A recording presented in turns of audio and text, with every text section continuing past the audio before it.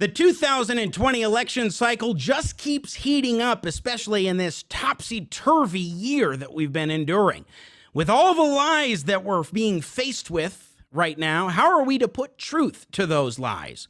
We'll talk about it with Judge Jeanine Pirro, author of the brand new book, Don't Lie to Me and Stop Trying to Steal Our Freedom, right here on Jimmy at the Crossroads with yours truly, Jimmy Sengenberger, starting right now. Gonna talk money, gonna talk politics, great for all generations. Oh, what a great mix, I said. Gonna talk money, gonna talk politics, great for all generations. Oh, what a great mix. I got Jimmy at the crossroads, making sense out of nonsense. Come on, Jimmy, what you got?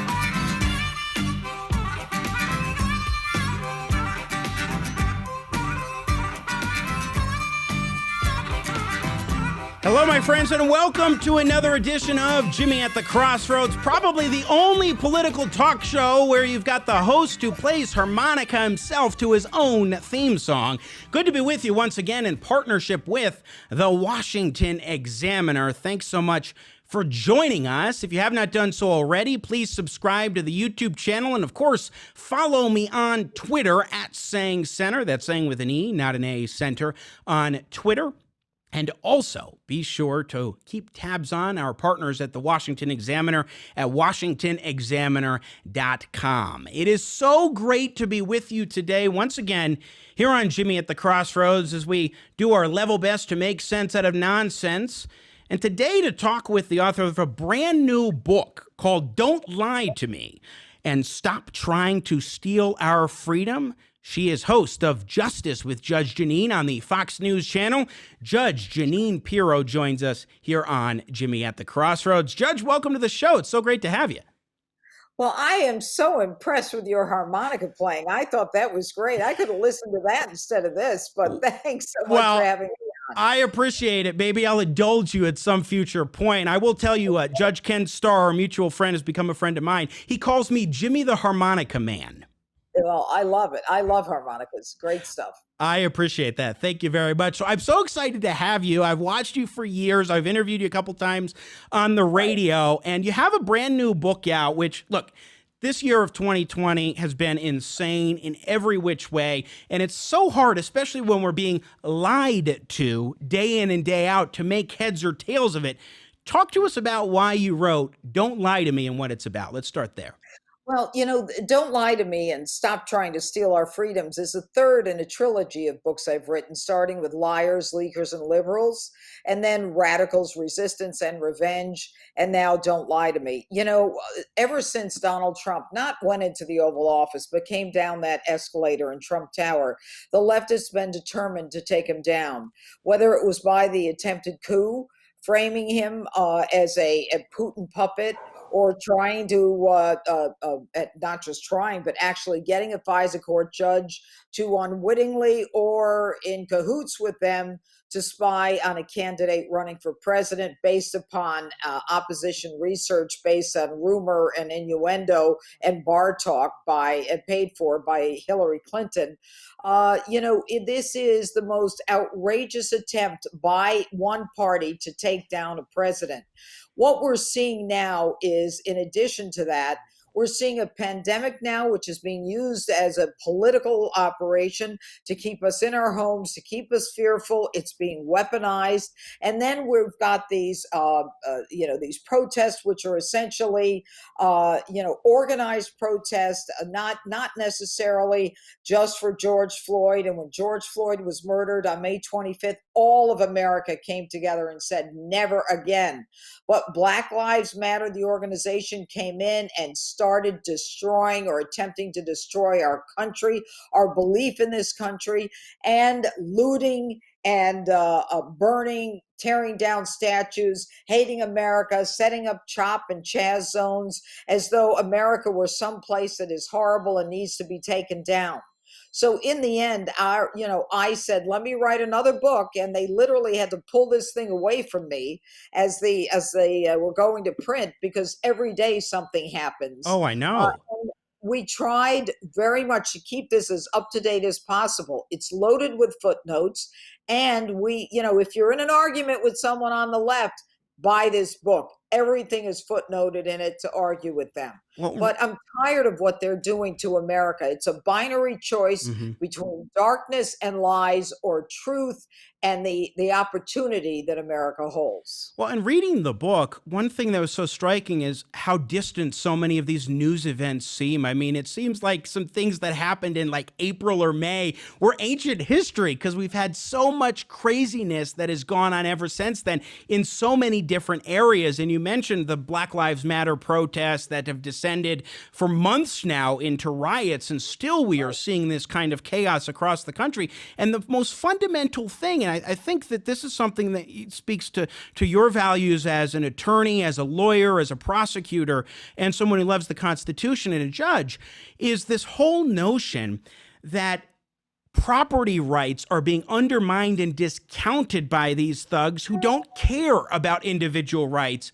and the idea of property rights, as we've seen with all the vandalism and destruction. Well, property rights for some reason are seen by some as being non-existent. Some of the protests would go into neighborhoods and saying, I lived here before, this is not your house, it's my house. Or I need to take this house as reparations for what you did to my great-great-great-grandparents. The sense that no one has worked hard for what they have, that we don't deserve what we have, and that they are entitled to take what we have. I don't believe in that. I believe in hard work. We are a system in the United States where hard work is rewarded. The socialists in this country, the millennials who have been raised in schools that talk about America being a land of racism and born of hatred, they now want to take down America and with it the Constitution so that they can substitute their Black Lives Matter organization, Marxist, socialist agenda, where the nuclear family is not honored, where the Constitution is not honored. And that's exactly where Joe Biden and Kamala Harris are. They want to tear down property. They want to prevent innocent Americans who want to go back to work, who've been closed down as a result of the pandemic. They just want to go back to work, take care of their families, have some self-worth, dignity. And the leftists, the Democrats, want them shut down. But hey, if you want to buy weed or alcohol, booze, or if you want to protest in the thousands, have at it. That's okay. It's your time in history. But don't you dare try to work. We'll put you in jail. We'll take away your license. Or don't you dare go to church, because we're going to arrest you, or we're going to ticket you if you go to church. And now Cuomo's talking about church and synagogue, closing them down. This is not the land of the free and the home of the brave anymore.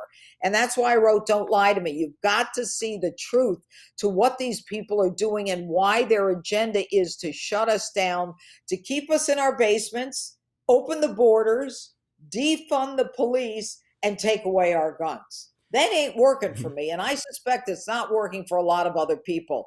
This is America.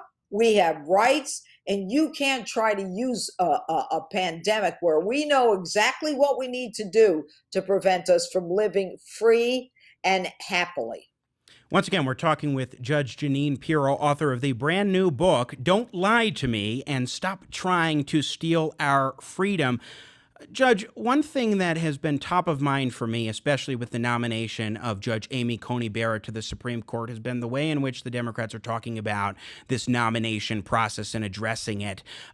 Joe Biden, we saw in the presidential debate last week, he was unwilling to even address whether or not he supports packing the court. And then if we go to cut two, this is Chuck Schumer just in the last couple of days talking about what he would want to do as the majority leader if he regained control of the Senate for the Democrats. Take a listen. The Senate. We are using all the tactics we can to slow the thing down. Would that include adding, if the Senate becomes a Democratic majority, adding D.C. and Puerto Rico as states and ending the filibuster? I would, believe me, on D.C. and Puerto Rico, particularly if Puerto Rico votes for it. D.C. already has voted for it and wants it. I'd love to make them states. Okay. And as for the filibuster, I'm not busting my chops to become majority leader to do very little or nothing. We are going to get a whole lot done. And as I've said, everything is on the table.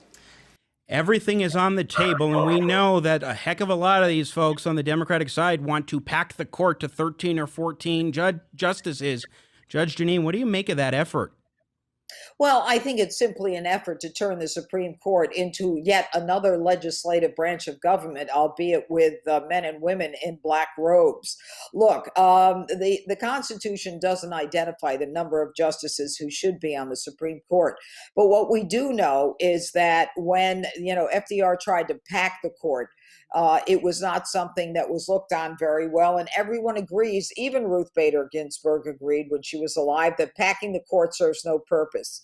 There are 9 justices. It works fine. But what the Democrats in their hissy fit, and their perennial hissy fit, is, we didn't get the opportunity to put 3 justices on the Supreme Court. So what we're going to do is we're going to add like 5 justices out of nowhere, not filling any vacant seats, but just add 4 or 5 more. So we shut down these conservatives. Right. So we shut down any effort by the Congress or any state legislators to change the law if we don't like it. I mean, these are people who are just political operatives looking for raw political power, who don't believe in the system, who don't believe in America or the Constitution. This cannot be allowed to win. I mean, if Americans like what's happened in the last 3 years and 10 months, then by all means, vote for Joe Biden, who's nothing more than a Trojan horse for the left. Joe Biden can't answer a question. He can't even answer who would he want to put on the Supreme Court, when in June he said he'd answer it. But then again, that's nothing new. Joe Biden never remembers what he says. First, is he for defunding the police? Yes, absolutely. Then, well, I really just want to reimagine it. First, I'm for making fracking illegal. And then they say, well, West Virginia, Ohio, Pennsylvania. Well, no, maybe not all of it illegal. And then, every day it's something else. And then the guy goes from hairy legs, blonde hair, standing up in the pool, to corn pop, to rusty razors, and having your kids listen to the record player when you go home. I mean, this guy doesn't have all his marbles. And in the end, he is the Trojan horse for Kamala Harris, who talks about the Harris administration, just like Joe talks about the Harris administration. What are they telling us?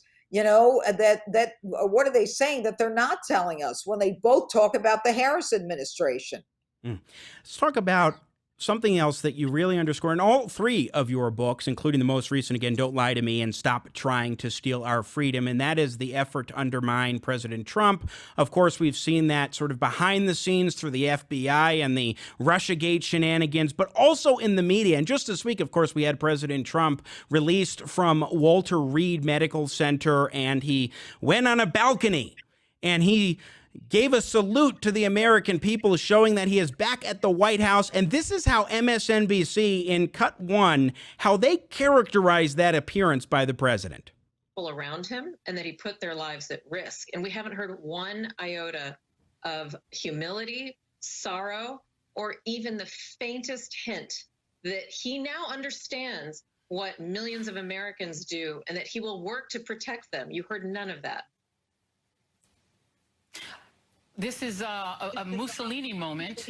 Donald Trump, who looks like he has makeup on, which means somebody had to get close enough to make up his face with his favorite orange patina. He's standing there as if he is, a member of the old Russian Tsar family. I don't know what that's supposed to be. Mussolini moment, Russian Tsar family. She's got to stick with one metaphor or point of comparison, I think, Judge Jeanine Pirro.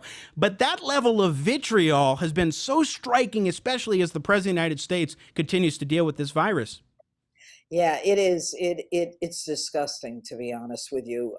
These are not good people. As opposed to saying, look, this guy faced it down. He's better. He's well enough to leave Walter Reed. He's optimistic enough and worried enough about America that he wants to work through COVID. Let's give him a little credit for that. Let's give him credit for even being in a suit. When he was at Walter Reed, most people would have been in bed for a little bit, taking advantage of the opportunity to sleep. Not him. These people are disgusting people. That's all I can tell you. They're disgusting. The man wants to work. We elected him. Deal with it. You know what? We're going to elect him again. Deal with it again. And It's final just, question. In your book, Don't Lie to Me and Stop Trying to Steal Our Freedom, you talk about a variety of different topics. And I'm just curious, what's the fundamental message you hope that readers will take away, especially at this critical time in our history? the fundamental message is that you're being lied to, and that it's up to you to try to find the truth, find the light that will expose the truth, put truth to the lies. Look, Donald Trump has nothing to gain by this. You know, Joe Biden, Kamala Harris, these are all operatives who spent their lives in politics. And ask yourselves, what has Joe Biden done for you in 47 years? All he's done is create an opportunity for his family, like his son, to go through Europe with a vacuum cleaner and suck up millions of dollars in the Ukraine and Eastern Europe, and also $3.5 million from Russia, and then $1.5 billion from China. And his brother has government, Joe Biden's brother has government contracts to build houses in Saudi Arabia. Give me a break. These are people who want to profit. They're not interested in you. Joe Biden isn't interested in you. He won't even tell you who his candidates are for Supreme Court because he knows that they're so far left that the moderate Democrats will leave him. Donald Trump has nothing to gain and everything to lose, but he believes in this country. I've known the man for 30, 35 years.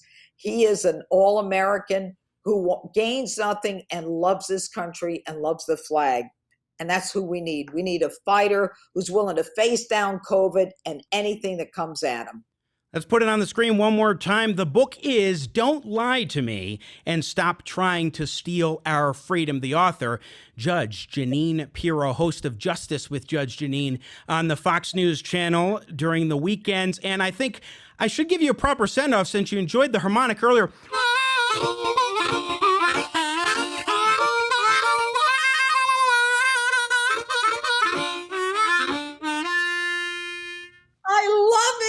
Just for you joining us here on the show as a great thank you. I loved it. Thanks so much. Judge Jeanine Pirro joining us here on Jimmy at the Crossroads, coming to you in partnership with the Washington Examiner. And it is indeed such a pleasure and a privilege to be with you as always. I want to go back to this Supreme Court offering for just a moment, or this Supreme Court topic. If we could put up pick 2, please. So this is an article, a passage from an article written in Slate by a couple of leftists entitled, "The Supreme Court Term Will End with Either Catastrophe or 13 Justices." And among the passages in the writing, they say, quote, "In the face of these impending calamities for democracy, Democrats have a binary choice. They can accept the legitimacy of a court whose membership has been yanked far to the right by Republicans' anti-democratic schemes, or they could add seats to the court and spare the country from the Sarlacc pit into which it's poised to tumble." By the way, nice reference to Star Wars. I will give them credit for that. If Democrats plan to expand the court, then they have to do it quickly. They must strike before the conservative supermajority has a chance to undermine them. If they wait for sufficient provocation, give this a few years to play out in the judicial branch, they will simply see their agenda torn to shreds by the court 2 years later, after Republicans have wrestled back the Senate. Court expansion is not a hypothetical response to some future SCOTUS outrage.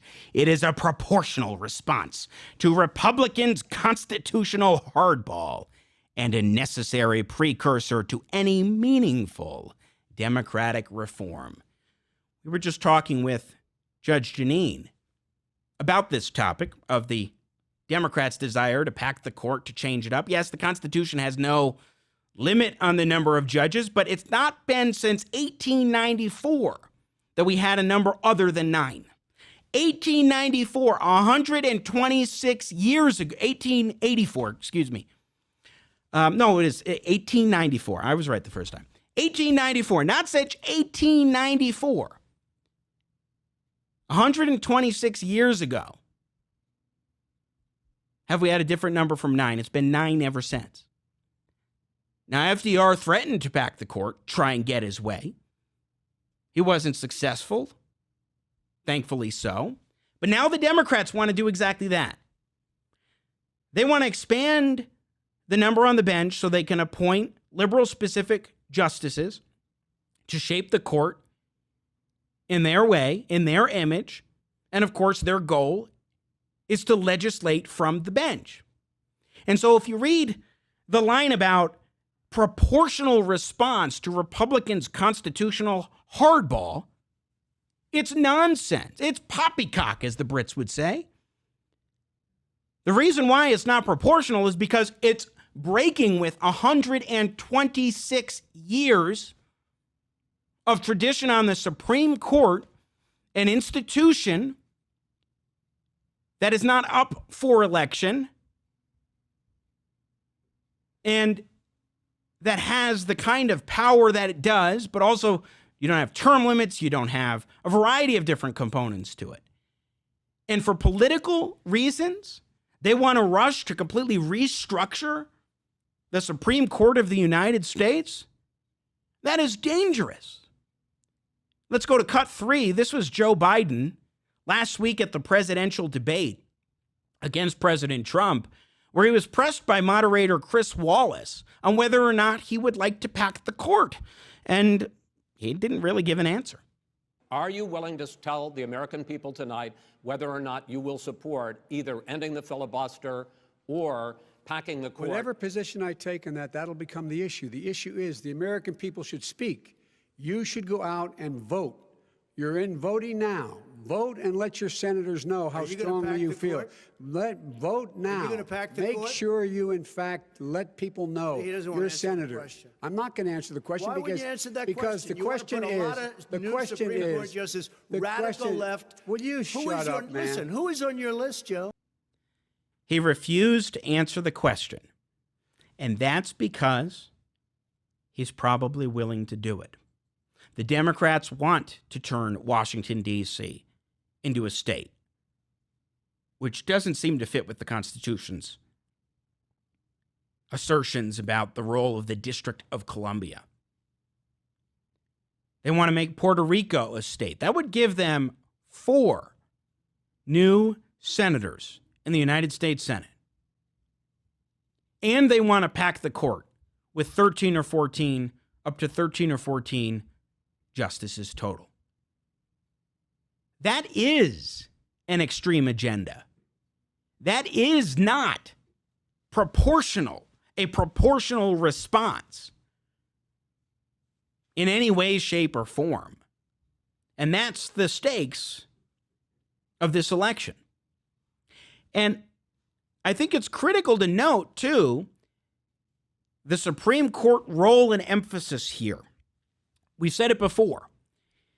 President Trump ran on a campaign platform in 2016, which had one big seminal component to it that was meant to help conservatives feel confident in a Trump presidency.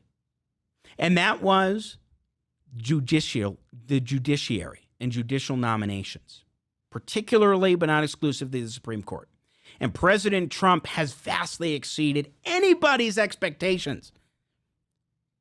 Not just for the Supreme Court now, 3 appointments, but the courts of appeals and reshaping the Ninth Circuit Court, for example, bringing them back into balance, and the lower courts.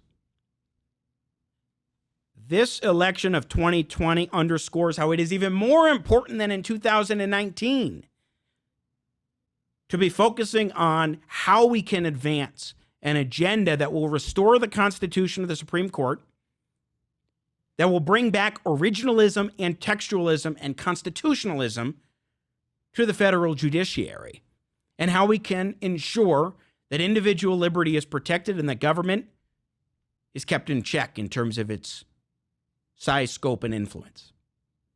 Those are all things we need to keep in mind over the coming weeks in this 2020 election cycle.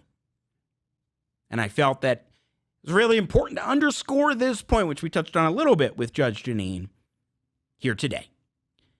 Well, that is it for us here on Jimmy at the Crossroads. Once again, coming to you in partnership with the Washington Examiner. Indeed, our thanks to the Examiner for joining us as partners on the show. To Corby Wise, producer extraordinaire of VIP Video Productions, here today. And also to, of course, our guest, Judge Jeanine Pirro. Check out her book, Don't Lie to Me and Stop Trying to Steal Our Freedom. And to you for watching, subscribing, all those good things. Please share our content. Tomorrow, Will Witt from PragerU as our guest. For now, may God bless America.